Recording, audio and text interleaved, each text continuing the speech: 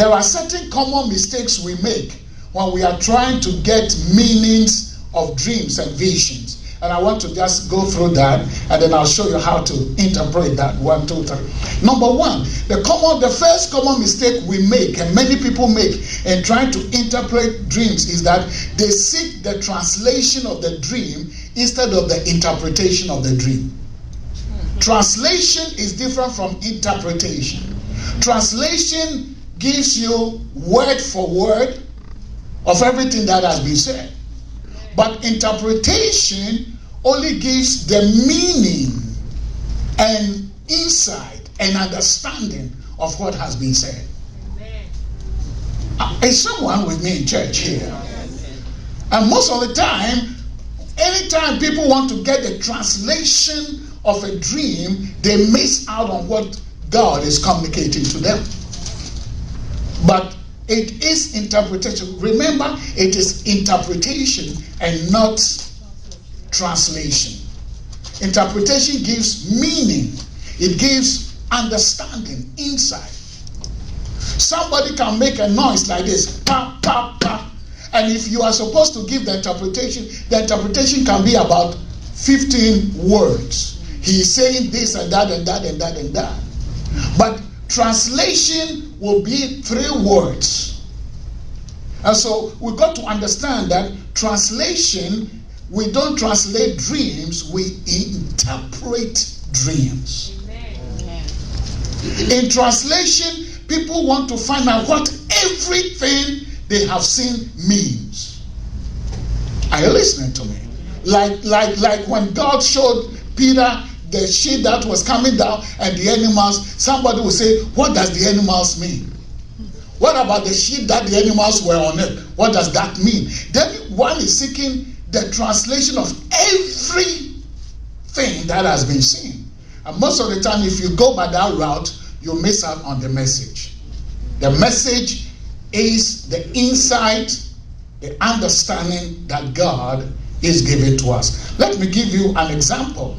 In Zechariah chapter 4, verse number 6, Jeremiah 1, verse number 10 and 13, Revelation 1, verse 12 to 20.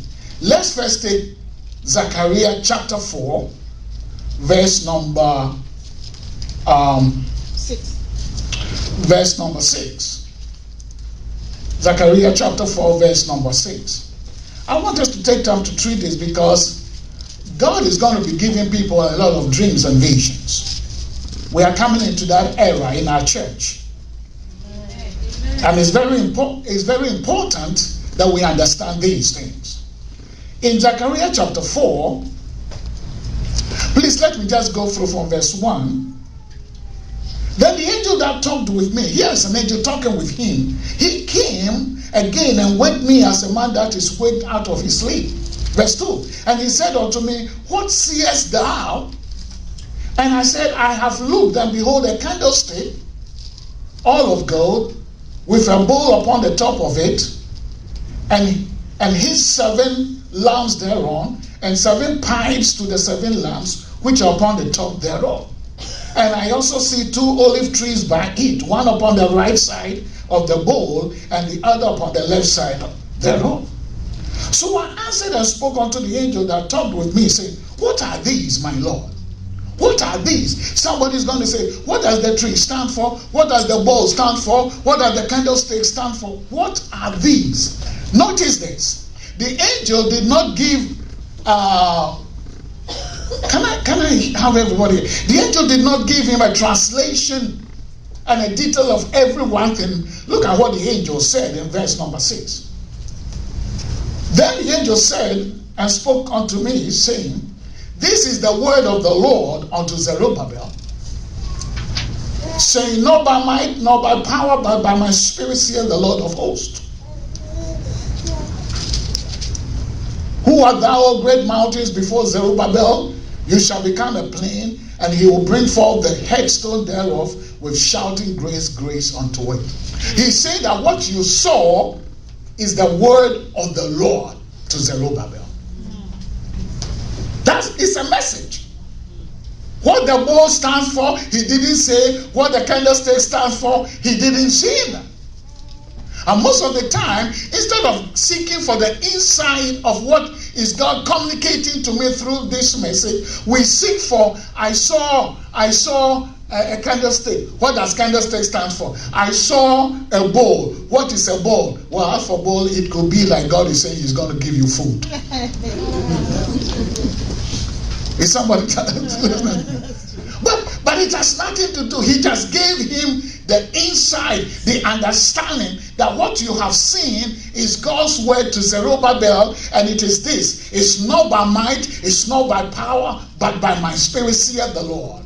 Who art thou, O great mountain? Before Zerubbabel, you shall become a plain. How many of us, if we saw this, can truly say, this is God's word? We will try to take it one by one and then try to get a meaning. By so doing, we at times miss the Lord on the issue. Do I make sense here? I said, do I make sense here? In Jeremiah chapter 1 verse 10, please. Jeremiah chapter 1 verse 10, we're just looking at common mistakes we make. Instead of getting the interpretation, we try to get the translation of it. In Jeremiah chapter 1 verse number 10 and then verse number 13. But first and foremost, let's look at verse number 10. Remember Jeremiah was a prophet of God, and God has spoken to him. Verse number, okay. So the Lord said to him,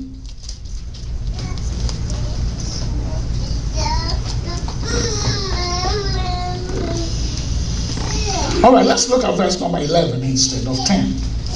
Moreover, the word of the Lord came unto me, saying, Jeremiah, what seest thou? And I said, I see a rod of an almond tree. Now, the King James says a rod. In our understanding, a rod is an iron. But that's not what it means. Simply, it means a branch. A branch of a tree. And that tree was an almond tree. So he said, now Jeremiah is looking and he's seeing, not in the natural, in the spiritual. In the spiritual, Jeremiah is seeing something in a vision. And God said, what do you see? He says, I see a branch of an almond tree. A branch of an almond tree. And God said, all right, you have seen well. I'm watching over my word to perform it. Wow. That's the meaning of what he saw. Hallelujah. Hello? Are you here with me here? God said, I'm watching over my words to perform. What you saw, that's what it means. I am watching over my words to perform. Glory to God. Hallelujah. Hallelujah.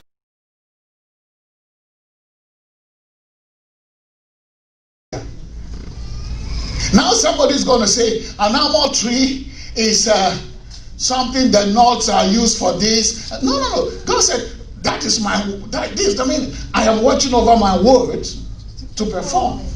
Then come down to verse number 13. And the word of the Lord came unto me the second time, saying, what seest thou? And I said, I see a seething pot, or what we'll say, a boiling pot. Now, that's what he saw. He saw a pot, and whatever was in, he didn't see, but he saw that it was boiling. You could see the vapors coming out. I see a boiling pot. And God said to him, he said, and I said, I see a seething pot, and the face thereof is towards the north. The pot is facing the north side. And verse 14, and the Lord said unto me, out of the north an evil shall break forth upon all the inhabitants of the land. And so what he saw, God gave him the meaning. God gave him the meaning. God said, out of the north, an evil is going to break forth. That's what he saw, a boiling pot facing the north. It symbolizes, is a symbol of calamity and judgment that was coming. When God speaks to us, God alone can give us the meaning of what he is trying to communicate to us.